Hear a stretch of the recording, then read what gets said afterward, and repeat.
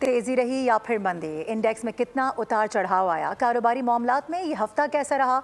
Pakistan stock exchange ने हफ्तावार report जारी कर दी। अमरीकी टैरिफ की यलगार ने आलमी कारोबार तहबाला किया, पाकिस्तान भी मुतासर हुआ। स्टॉक एक्सचेंज में इस हफ्ते मंदी रही। कारोबारी हफ्ते के 5वें दिन इंडेक्स में 1335 पॉइंट्स की कमी आई।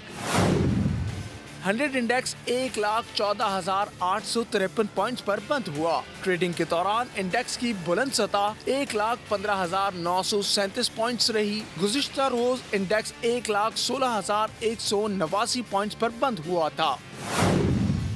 31 अरब रुपए मालियत के 45 करोड़ हिस्से के सौदे हुए। ट्रेडिंग के दौरान 441 कंपनियों का कारोबार हुआ।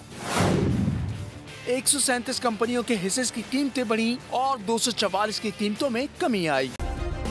सब्सक्राइब करें और बेल दबाएं ताकि कोई खबर रह न जाए।